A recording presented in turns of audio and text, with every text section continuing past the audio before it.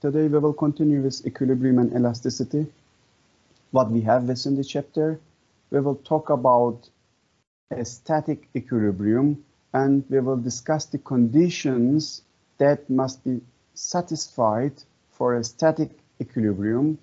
And in addition to that, we will discuss the center of gravity of a body, and we will learn how to solve problems that involve rigid bodies in static equilibrium. So these three parts will be discussed within the first part of this lecture, and in the next lecture I will analyze the situations in which a body is deformed by tension, compression, pressure, or shear. So normally in our discussions up to now within the previous chapters, we have discussed rigid bodies, okay? The shape of the body does not change. But within this chapter, we will analyze the systems in which a body is deformed by using tension, compression, pressure, or shear, okay? So the body is deformed and the body is not rigid anymore, okay? So we will discuss these situations, and finally, we will discuss the elasticity and plasticity. We will discuss what happens when a body is stretched so much that it deforms or breaks. So these two last parts will be discussed in the next lecture, and today I will try to finish these three parts of my lecture. So here I show you a picture. This is an Ottoman aqueduct. What is aqueduct? Su kemeri in Turkish. This is Mavlova Su kemeri in Istanbul, constructed in 16th century, in the second half of the 16th century by Mimar Sinan. So what do you see here? There is a water pipeline, let's say, and water travels from this side to this side, or from this side to this side. So you carry the water, and on the top of this aqueduct is covered with stone, so you prevent the water from the dust or other external things, okay? So you carry water on top of this, and this aqueduct also carries a lot of stones, okay? It is very heavy. So how to keep this system stable? It is very important. This type of systems use the principles of the arc to sustain the weight of the structure and the water it carries. So what else you also see? There is the water here. There is some movement in the water, and this water also, movement in the water also applies a force on this structure, okay? So this aqueduct should be stable against the weight of its structure, weight of water it carries, and also the force applied by the moving water in the river, okay? So in this structure, what we have considered in our calculations, we consider that this body is a rigid, okay? This is a rigid body, we consider it like this. But in reality, this body can be deformed, it can be bent, stretched, or squished, okay? So this body can be deformed. So in the construction, you must be very careful with these things. For example, just consider the bridges, modern bridges. So you consider that they are rigid, but they are not rigid. They are fluctuating, they are vibrating, okay? Their length changes by time. If the temperature is high, very small changes happen in this type of structures, depending on the weather conditions, depending on the weight of the loads on this type of structures. So during this chapter, we will not only discuss the idealized rigid bodies, but we will discuss the real materials which are elastic and do deform to some extent. Okay, this is the importance of this lecture.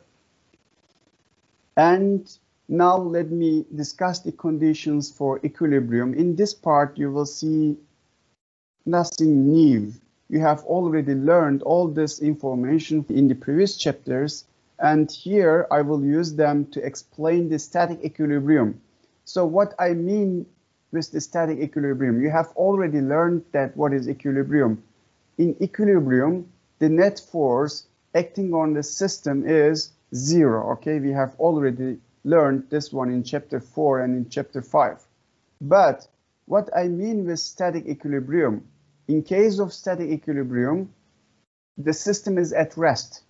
Okay, there is no net force acting on the system is at rest. But in addition to that, the net torque acting on the system is also 0. Okay, so in order to have a static equilibrium condition, you have to consider two conditions. The first one, the net force acting on the system must be 0. And the second condition, the net torque around any point on the body must be 0. Okay, so then if they are equal to 0, the system or the extended body is in static equilibrium. Let me discuss an example for the static equilibrium. For example, here, this body is in static equilibrium. We have three forces. Two forces are applied in upward. This is F on the left side. On the right side, we have another F. Okay, and another 2F is applied downward. Okay, so what about the net force acting on the system? So just look at this first condition. The net force on this system is 0. 2F upward, 2F downward. The net force is 0. Body at rest has no tendency to start moving as a whole. Okay, it is at rest. Second condition, let's have a look. What is the net external torque around any point on this body? So look at this one.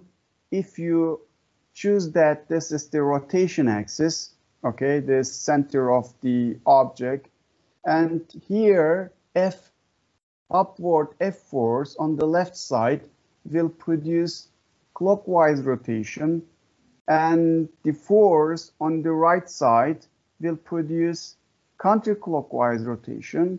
And since the downward 2F force is applied along the axis of rotation, it will not produce any torque. Then the net torque of the system is 0.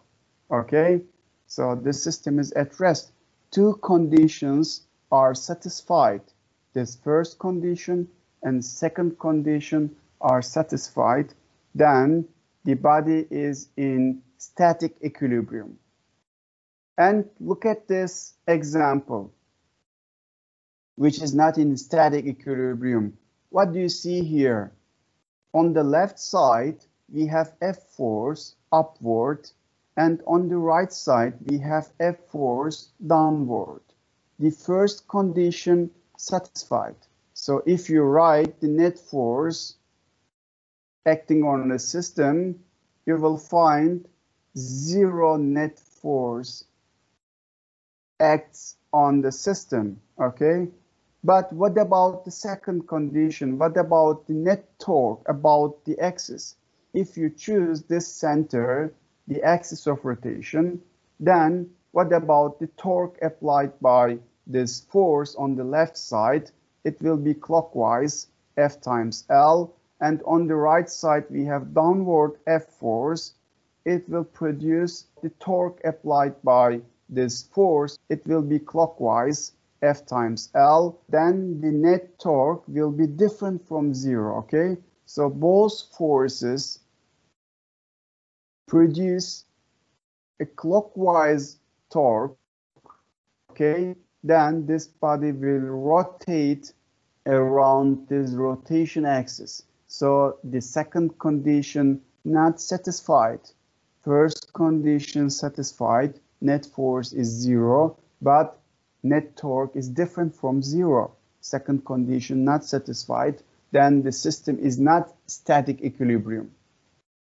Here, let me discuss the third condition. This is also not in static equilibrium. Here we have on the left side F force upward, and here some 2F force applied also upward.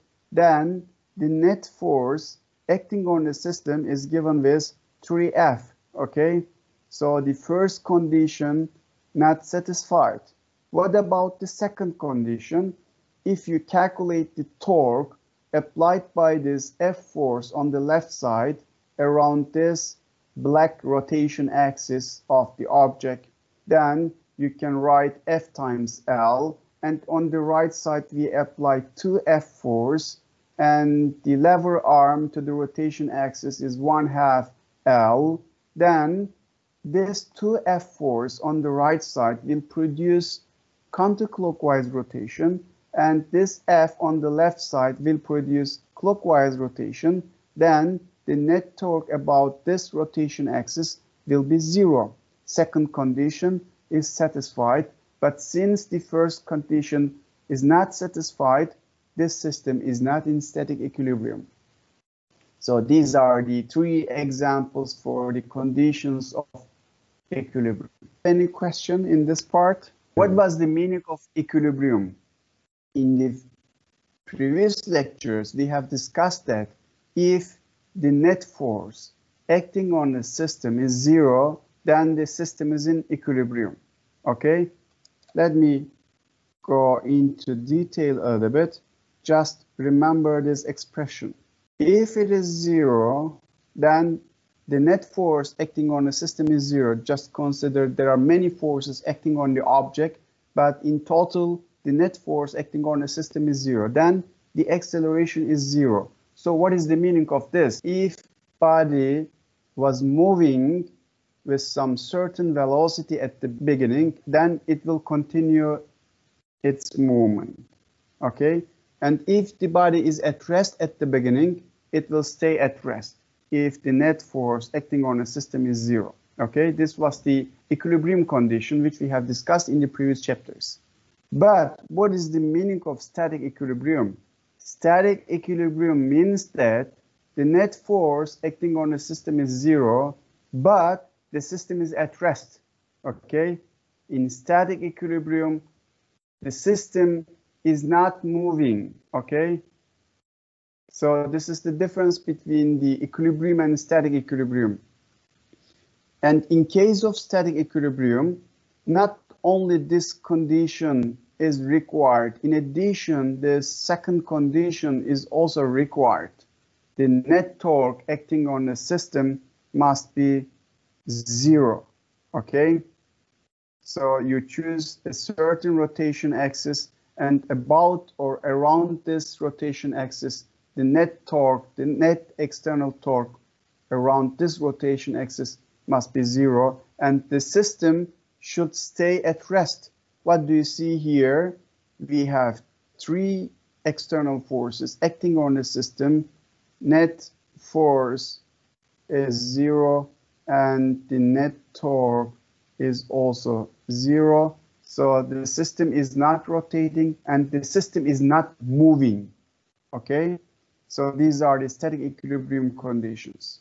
Okay, then let me continue with the center of gravity. In the previous lectures, we have learned center of mass, and the information about the center of mass will help you a lot here.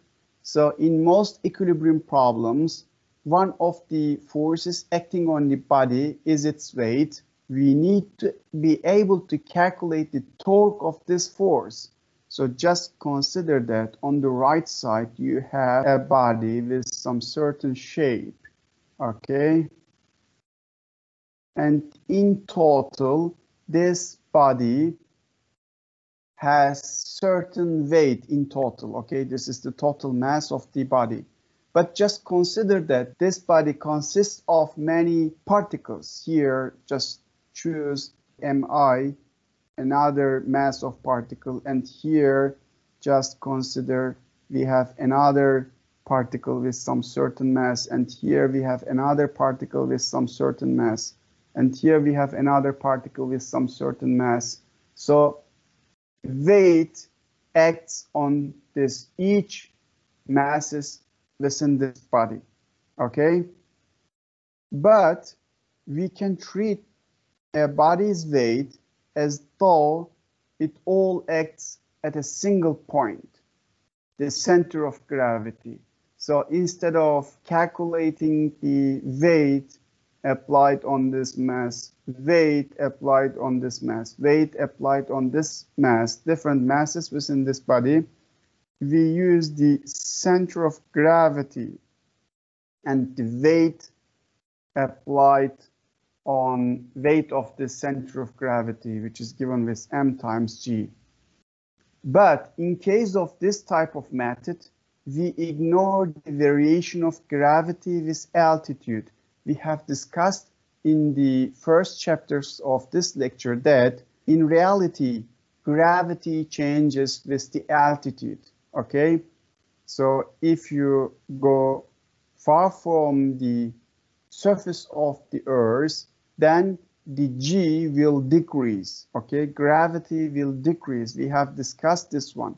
But we generally consider that in our problems, G is more or less constant.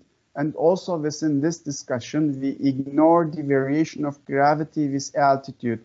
So just consider that here we have a mass within this body. Okay, I am showing this mass here on top. And here, just consider on the right side, we have another mass. Let's say mass 2, okay? Another mass here.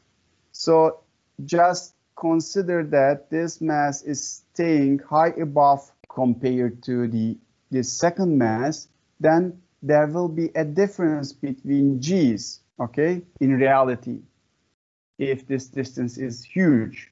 But we consider in this chapter that G does not change. Also within this book, in each part of this book, we consider that G does not change, and we ignore the variation of gravity with altitude.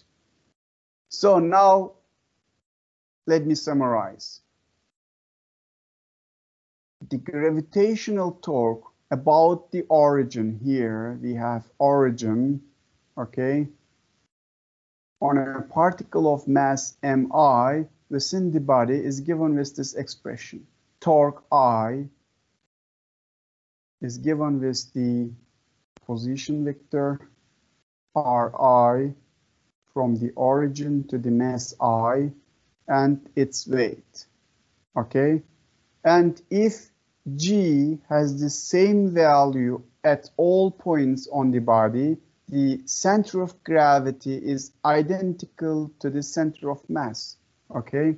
If you consider that G is constant, then center of gravity is center of mass. We have discussed the center of mass within the previous chapters, and we have calculated center of mass of different bodies with different shapes, okay?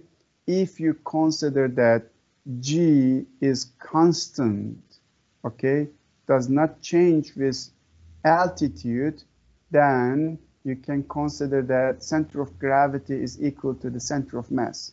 Then the net gravitational torque about the origin on the entire body is the same as if all the weight acted at the center of gravity.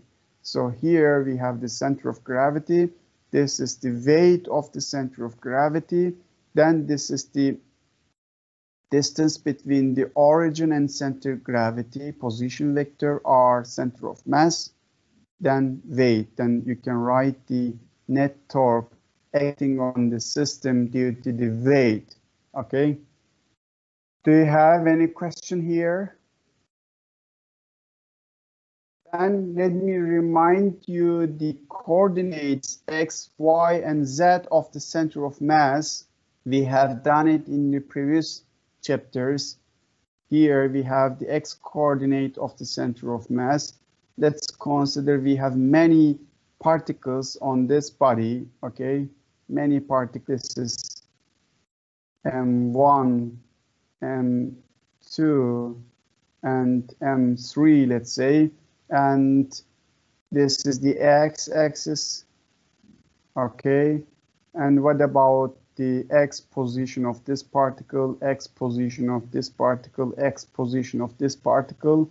And if you know the mass of the particle, if you know the x position, and then if you know the total mass, then you can calculate x coordinate of the center of mass, x coordinate of the center of mass. Then you can do the same for the y coordinate of the center of mass. And you can do the same for the z coordinate of the center of mass. So you can also write this coordinates in terms of position vector of the center of mass, with given this expression r center of mass. Then here what we have, the mass of the first particle and the position vector of the individual particles, okay? Position vector of this mass, position vector of this mass to the origin, and position of this mass to the origin. And in total, we are considering the position vector for the center of gravity or center of mass. This is given with this expression here on the left side. Then the net torque acting on the system around this rotation axis around the origin is given with position vector and cross product total mass of the system and G, or you can write like this. Do you have any question here? Let me show you here an example. What happens if you not take the G constant? So here G is non-constant. I'm talking about real applications. G is non-constant. Okay, as I told you, with the altitude G changes. So just consider that this is the Y is 0, and let's consider that this is the Y is equal to H, okay? These are the Petronas towers in Malaysia. Towers has certain height, and just consider that G is non-constant, okay? In reality, G is non-constant. If you take G is constant, then the center of mass of the building will be center of gravity. So the center of mass will be equal to the center of gravity if G is constant. But in reality, G is not constant, okay? With altitude G changes, then the center of gravity will be lower than the center of mass. So this is the real application. The acceleration G due to gravity at the bottom of the 452 meter tall Petronas towers in Malaysia is only 0.014% greater than at the top. So there is a difference between G at the top of the building and at the bottom of the building, but this difference is very small. For this reason, we ignore the difference in the G in our calculations, okay? Then the center of gravity of the tower is only about 2 centimeters below the center of mass, okay? So this is the example for the non-constant G situations. This is the real case. But in our calculations, we always take that G is constant and we ignore the variations of gravity with altitude. Do you have any question here? Now, let me continue with finding and using the center of gravity. The center of gravity is always at or directly above or below the point of suspension. Here on the right side, you see a mug and you hold or you suspend this mug from this point, okay? Then this vertical line extending down from the point of suspension passes through the center of gravity. So center of gravity must be on this line if you suspend from this part. Or if you suspend this mug from another part of the mug, then again center of gravity will be along this vertical line, but this position of the center of gravity for this condition will intersect the first line which you have suspended here in the first condition. So this is the center of gravity, okay? Then here we have this statement: the center of gravity is always at or directly above or below the point of suspension. This is the point of suspension here. This is the point of suspension, okay? Then we have this condition for the center of gravity. And here I would like to discuss another situation with the center of gravity and equilibrium. So here we have a car, and this car, center of gravity here, okay? And it is staying at this road, on inclined road, okay? This is the weight of the car, okay? And what do you see here? You can consider that the car is supported with the wheels like this, okay? What do you see here? The weight is between the supports, okay? If you name this area of support, the center of gravity is over the area of support, okay? What you see here, these are the supports, let's consider, and center of gravity is located between the supports. Then this car can stay in equilibrium, okay? So this is the equilibrium condition. To be in equilibrium, a body supported at several points must have its center of gravity somewhere within the area bounded by the supports. And here, in this example, center of gravity is between the supports, okay? Now let me discuss another conditions. Here again we have an inclined road, and these are the supporting points, and this is the center of gravity of the car, okay? Center of gravity does not change, same point of the car, but what do you see here?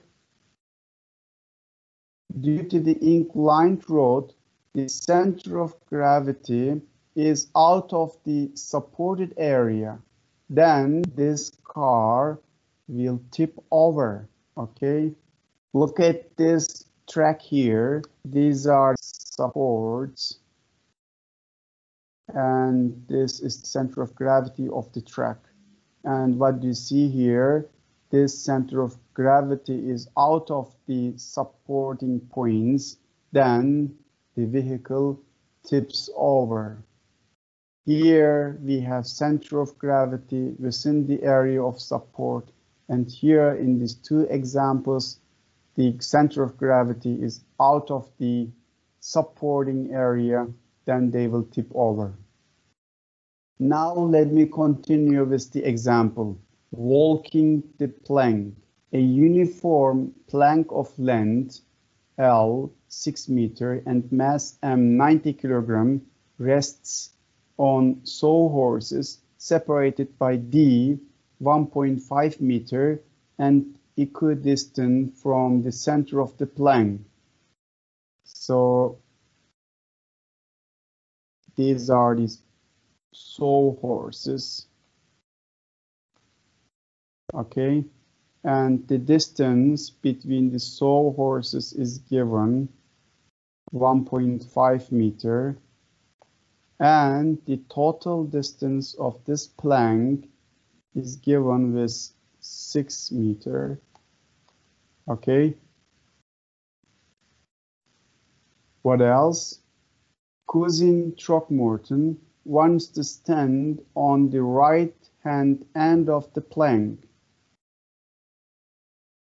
Here, a guy would like to stay here. If the plank is to remain at rest, how massive can Throckmorton be? So you have to find the center of gravity of the system with the Throckmorton. Okay, here we have mass and weight of the plank, and here we have mass weight of the Throckmorton, and you can calculate the center of gravity. Okay, with this method, just calculate the x coordinate of the center of gravity. Mass, just take this is the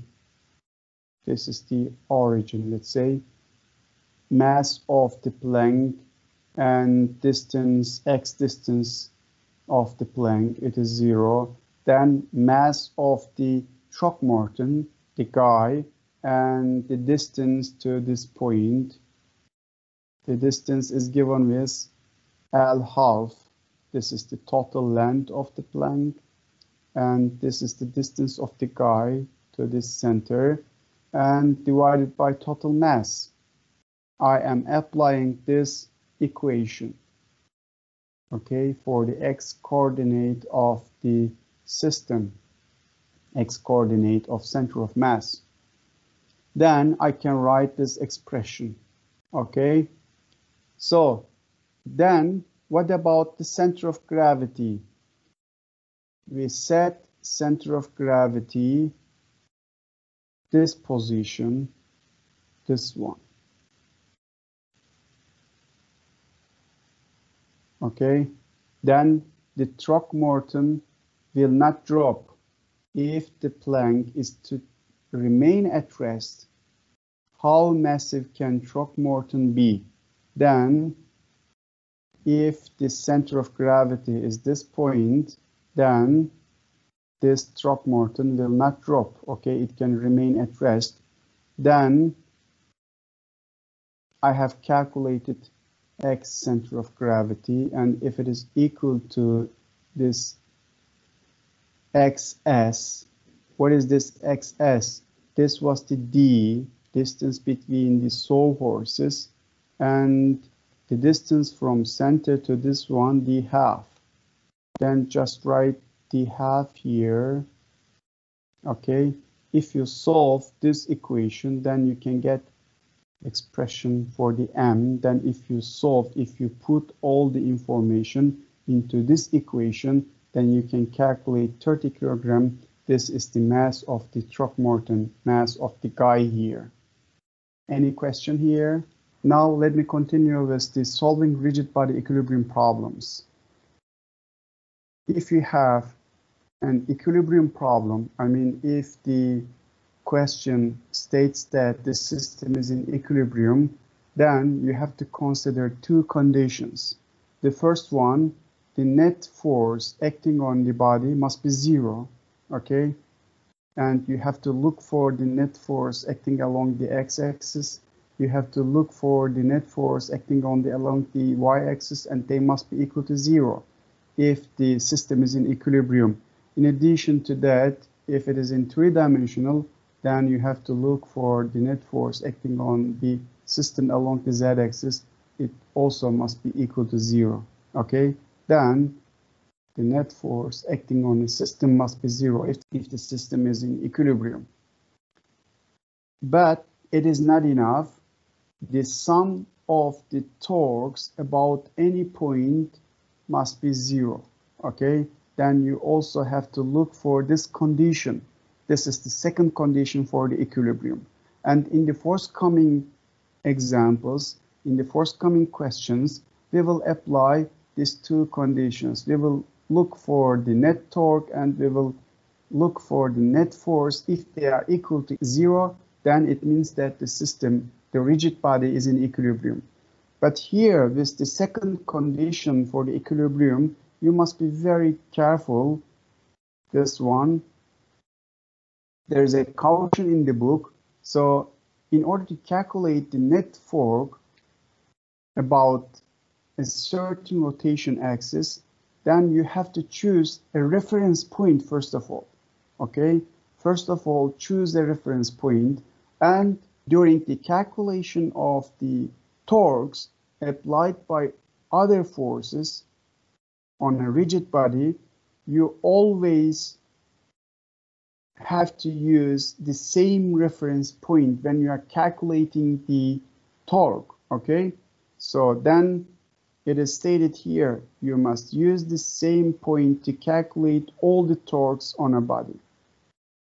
So you choose a rotation axis and you calculate the net torque acting on the system. Let me continue with the example 12.1, locating your center of gravity while you work out. There is a guy here, an athlete, let's consider, and let's consider there is a plank here, and on this plank he stays like this. Okay, his length is given 1.8 meter, total length of this guy, and the distance from this point to this point is given with 1.53 meter. Okay, then let's have a look at the question. The plank is great way to strengthen abdominal, back and shoulder muscles. You can also use the exercise position to locate your center of gravity. Holding plank position with a scale under his toes, these are the toes, and another under his forearms, these are the forearms. Okay, one athlete measured that 66% of his weight was supported by his forearms and 34% by his toes. So he has some certain center of gravity and the total weight is shared with forearms and toes, and the percentage is given within the question.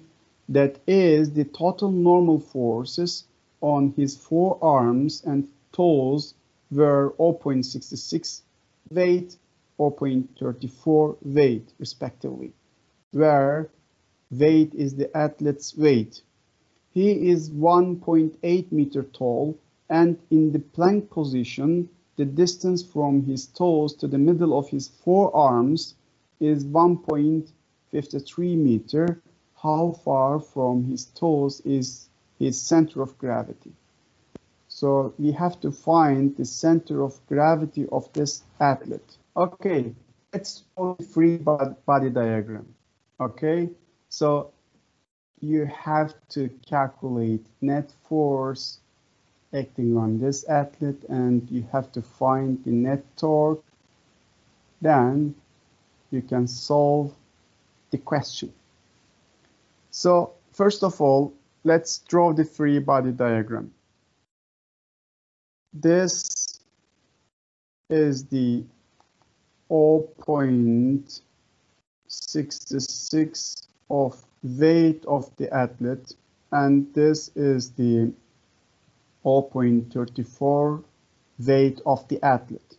Okay, then this weight applies a force on the ground, and then the ground applies a back force, which is a normal force. Okay, here we have a normal force, and this toes applies this force on ground, and the ground, the surface applies a back force, which is normal force. And this is the T position where we have toes, and this is the F position where we have forearms, and somewhere here close to the forearms, you can imagine, we have center of gravity. Let's consider somewhere here we have center of gravity.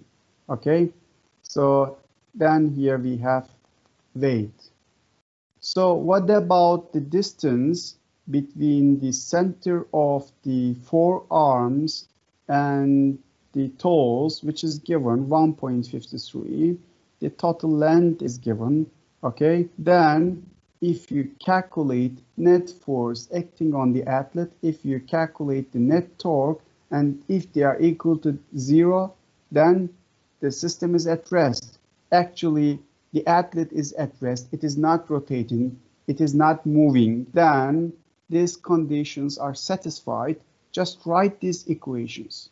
So look at this one. Net force along the x-axis is 0 because there are no x components of forces. And net force along the y-axis is also 0 because here we have upward normal force here at F point, and we have upward normal force at T point. These are the external forces acting on the body, and there is a weight. This is downward, so this is given with weight. This is 0.34 weight on the left side, and this is 0.66 weight on the right side. So these two forces are in positive y direction and weight is negative y direction. So in total, we have net 0 force along the y-axis. Okay, so then it is okay. What about the net torque? Just calculate the torque around this axis. Just choose this point as a rotation axis. Okay, what I have told you here, look at this one. Choosing the reference point, you must use the same point to calculate all the torques on a body. Okay, so here I choose this point on the left side where we have the toes. Let's consider this is the reference. Okay, and just calculate the torque of this force, torque of this force, torque of this force according to this reference point. Then you can calculate the net torque. We have 0.34 weight times 0 because there will be no contribution to the torque from this force on the left side. And we have a clockwise torque will act about this rotation or about this reference point. And what about this torque? This torque is given with force times lever arm. This lever arm is the distance from this T point to the center of gravity. Okay, L, center of gravity. The sign is minus because this torque will be clockwise.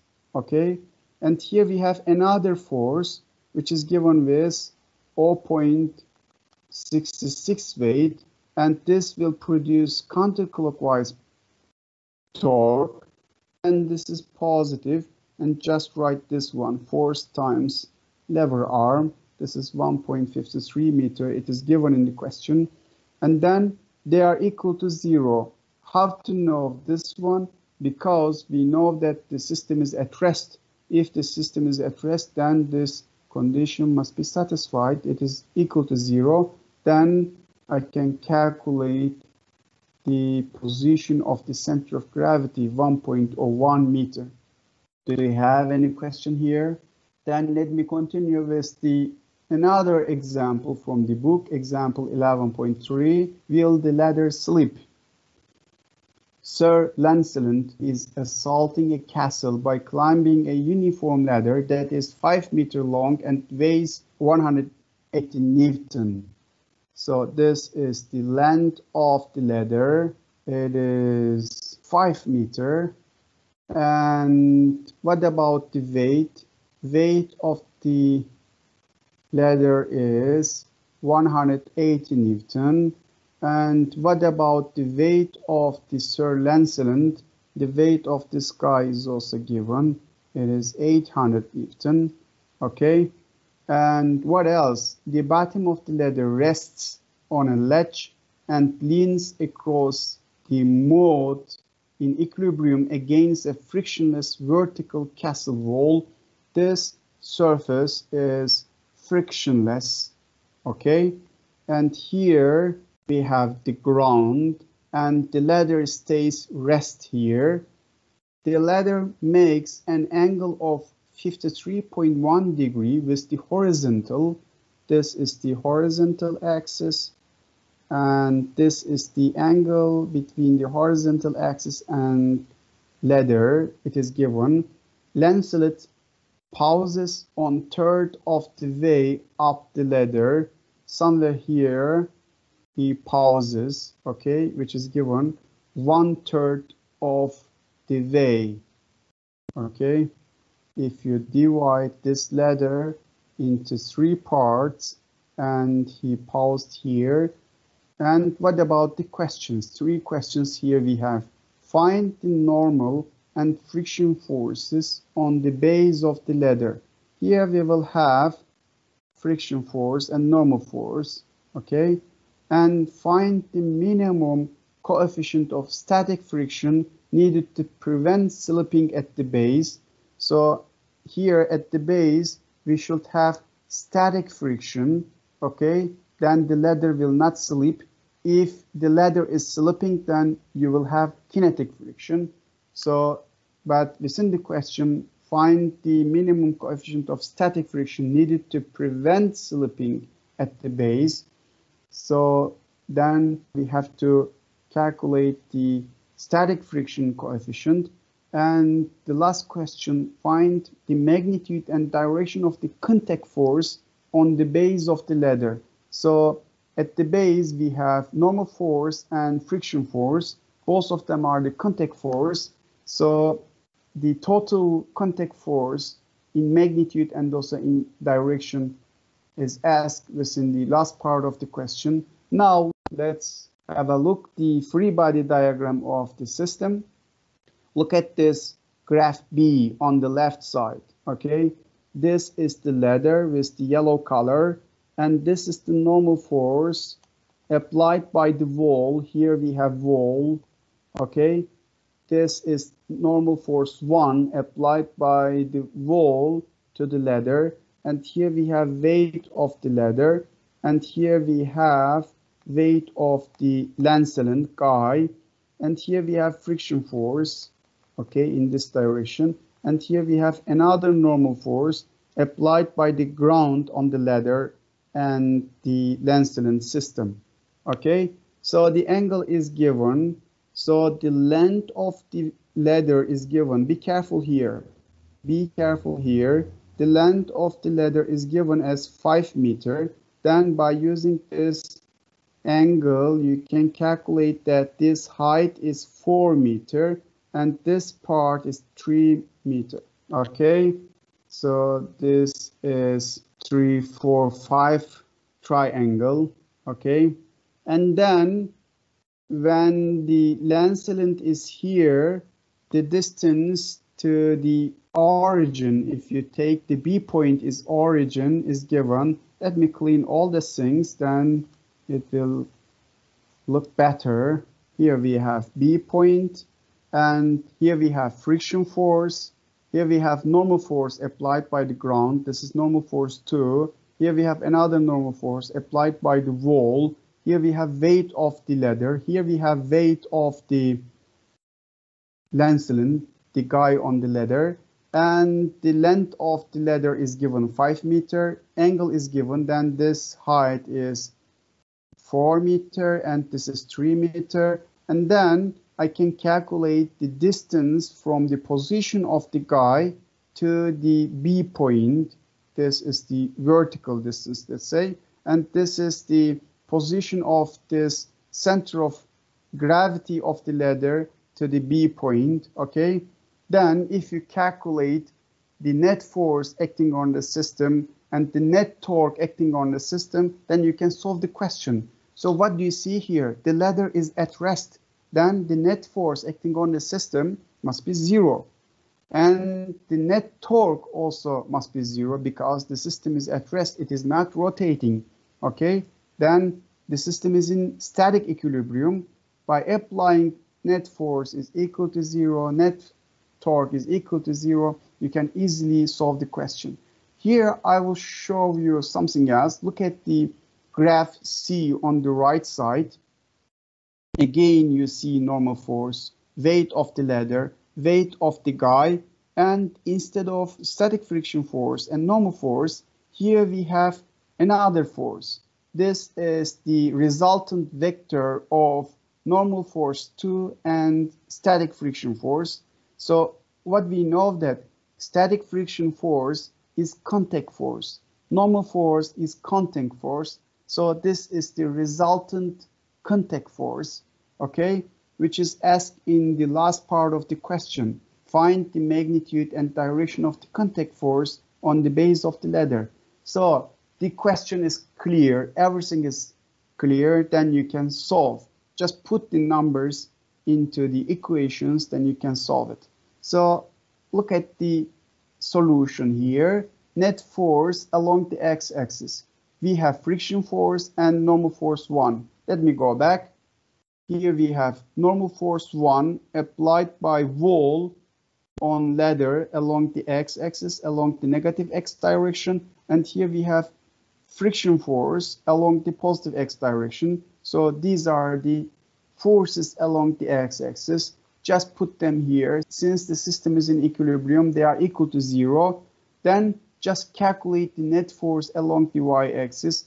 Go back on the graph, and here we have normal force to upward direction, weight downward, another weight downward, and since the system is in equilibrium, is at rest, then they are equal to 0 in total. Then just put all the things here, and then you can calculate the normal force applied by the ground on the ladder, okay? And here we have this relation. Friction force is equal to the normal force applied by the wall. And what about the second condition? Just calculate the torque equation for point B, okay? So here we have B point where the ladder touches the surface of the ground. So we have many forces, and just try to calculate the torque around this B point. So since friction force is passing through along this rotation axis, it will not produce any torque, and this normal force 2 will not produce any torque. And look at this normal force 1 applied by the wall. This will produce counterclockwise rotation. This weight of the ladder will produce clockwise rotation, and this weight of the lancelet, the guy, will produce clockwise rotation. But in total, the torque acting on the system will be 0 because the system is in equilibrium, is at rest. Then just put this equation, then you can calculate the static friction of the surface. Okay, and what was the last question? The last question is find the magnitude and direction of the contact force. So this is the resultant contact force, and the contact force is equal to the Fs, friction force, and normal force. Okay, both of them are the contact forces, and this is the resultant vector. Then we have calculated friction force. We have calculated the normal force N2 here, then put them here. Then we have the contact force applied on B point. This is the friction force along the positive X direction. This is the normal force applied by the ground along the positive Y direction. Put the magnitude of the forces here.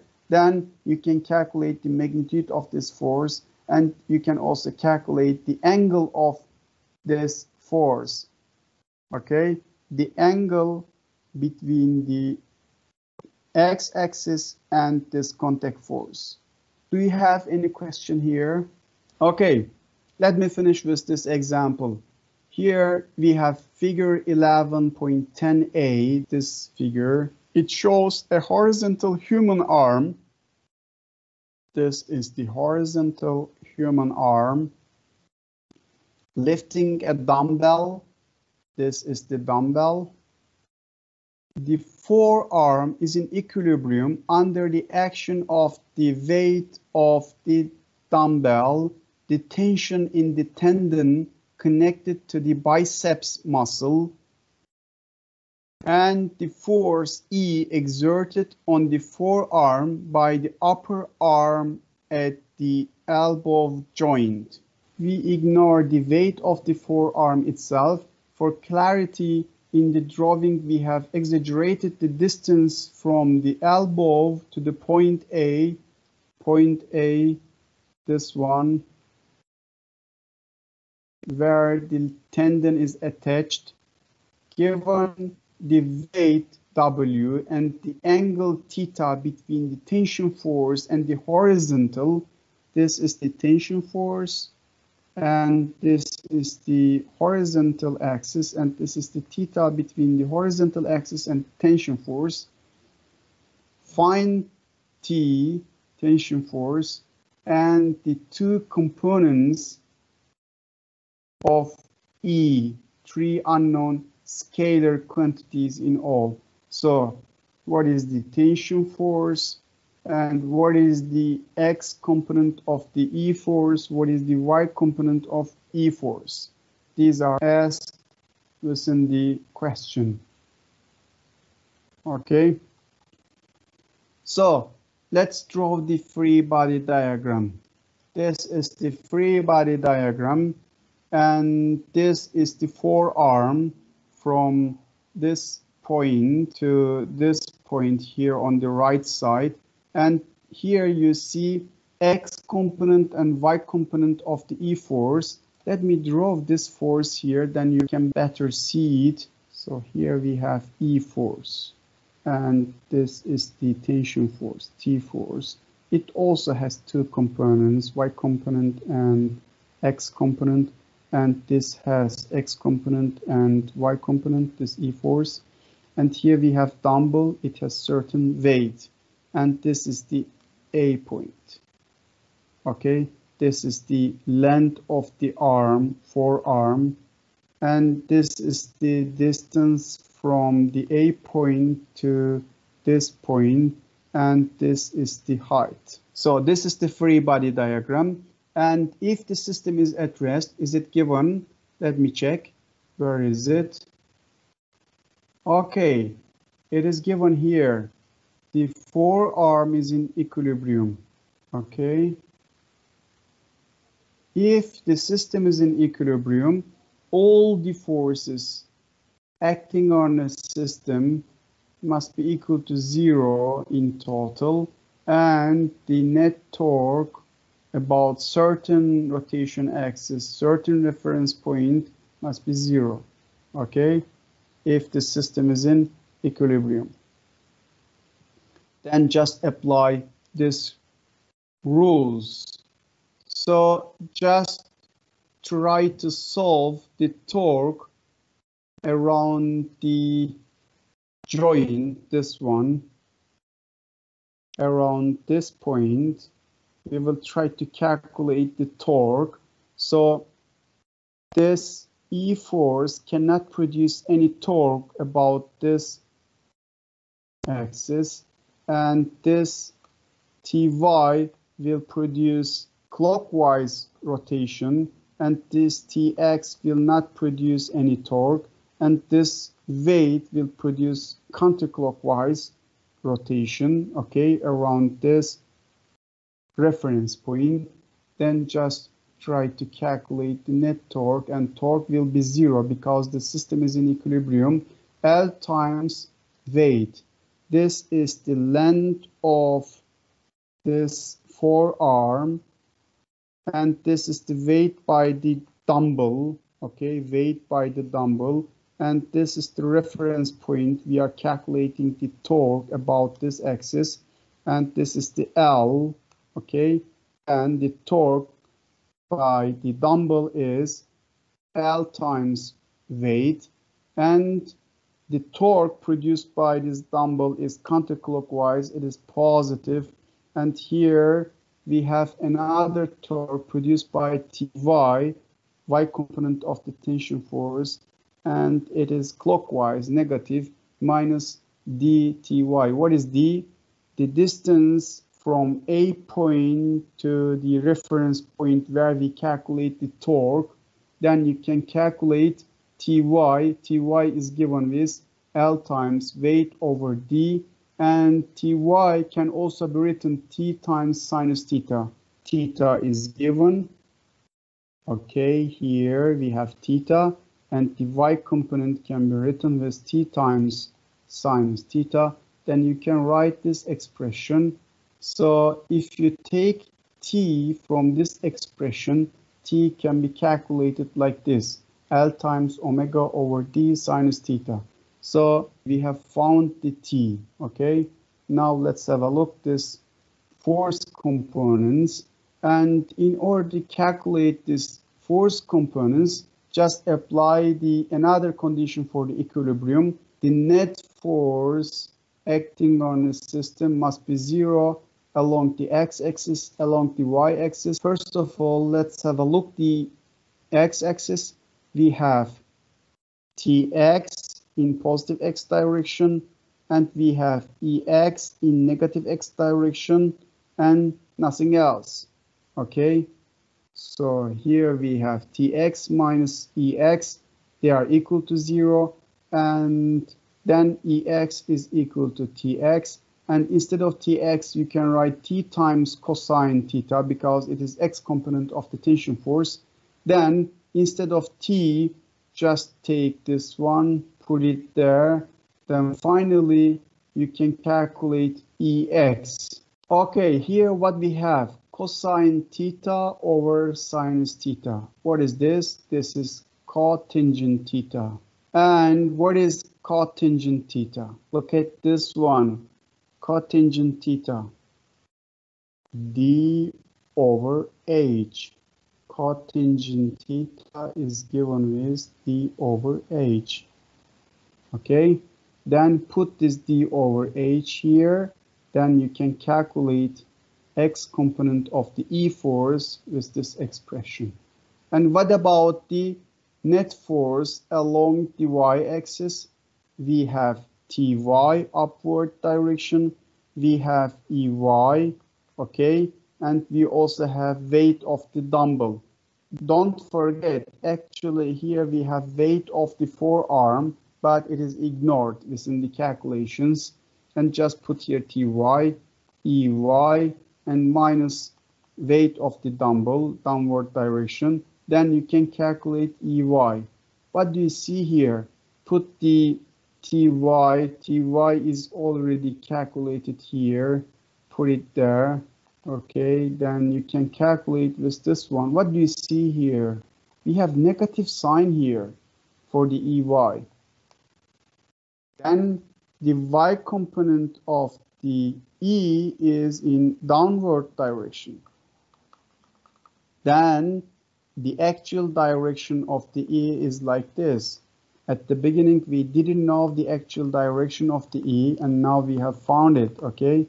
E is applied like this. Then we have found all the unknown parameters in the question. T, Ex, and Ey are calculated. You can also solve this question by taking torques about point A and B, okay? So about A point and B point, you can calculate the torques, but whenever you choose your reference point for the torque calculations, you always calculate the torques produced by all forces, okay? So then you can also will get the same result. With this transparency, I finished my lecture, and next lecture on Thursday, we will continue with stress, strain, and elastic moduli. We will also talk about deformations in the systems, in the bodies. We will talk about elasticity and plasticity. Take care of yourself.